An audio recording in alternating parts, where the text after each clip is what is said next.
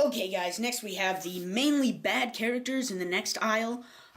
So let's get started. We first have Elrond, who throughout the Lord of the Rings and the Hobbit movie helps the Nine Companions with his intelligence and his knowledge of Middle-earth.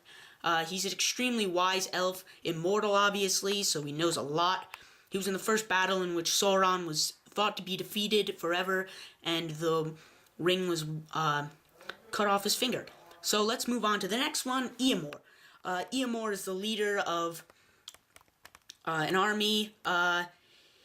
He helps the Aragorn. He kills the orc pack that Merry and Pippin were captured by with his companions and stuff like that. Overall, he's an okay, large character in the books and movies. Next, we have Arwen, who is kind of Aragorn's girlfriend. So, she's pretty interesting. I don't really like the way she was made, though. She kind of has, like, back set instead of legs, which I'm not a big fan of, even though it's supposed to represent her dress. And next, let's move on to Mouth of Sauron. Mouth of Sauron's the first evil character, I believe, that we've met throughout this showcase.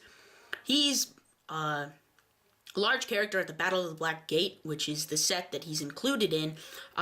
I think he's quite creepy, as you can see with his mouth. It's pretty scary. I might use his helmet to make a custom figure of Sauron.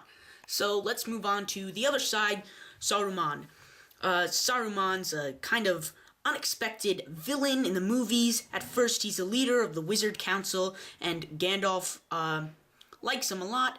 But then, in the Twin Towers, he turns bad and wants to join Sauron, which Gandalf disapproves, and they have a battle, which is the set that he's included in, is the Wizard Battle.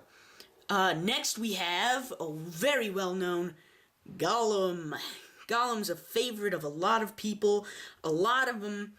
Gollum's the finder of the ring in the first movie, in The Hobbit, in which Bilbo steals the ring from him because he loses it. And then, so Gollum's a favorite of a lot of people. As you can see, he's got his fish and the ring on his back. So he's a favorite of a lot of people. And on the other side, we have Lurtz, who's exclusive in the movies. He is not included in the books, which a lot of you may not know. But in the movies, he's the killer of Boromir, and he's an extremely powerful orc, despite the lack of armor and one sword. But in the movies, he's also an archer. Okay, guys, that's the second aisle, and let's move on to the back one.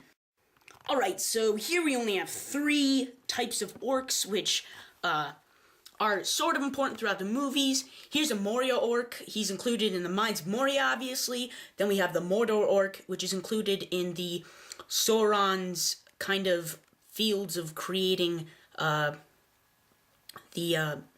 Uruk-hai. And then we also have the Uruk-hai warrior, which is created in Saruman's pits by him.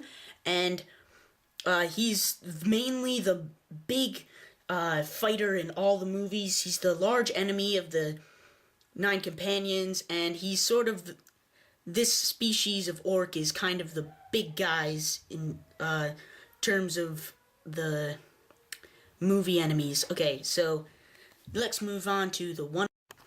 So here I decided to include just one character, and that's, he's not a large named character. He's one of Eomer's soldiers, who is included in the same set as Eomer, and I think that I just wanted to include him. He didn't really have a kind of area to go in with the other aisles before him. So there we go, and let's move on to the furthest. So here we have the creatures that aren't really named, except for in The Hobbit, the cave troll's named, and then also the great eagle, but then we also have horses, the cave troll, and the great eagles. So let's meet these. So the cave troll has a large, large mace type of thing, warhammer, kind of. You find him in the Mines of Moria set.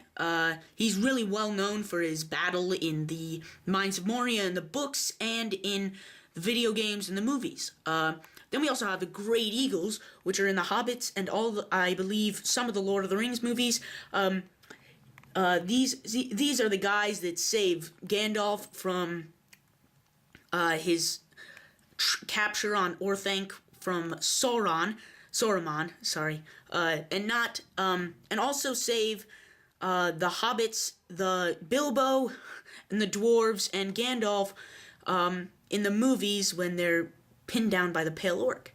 Then we also have this type of horse, which kind of typical horse that they used to ride on throughout the movies and the books. And then we also have the horse in which the Mouth of Sauron rides in the Black Gate thing. He's black and has different, like, face armor.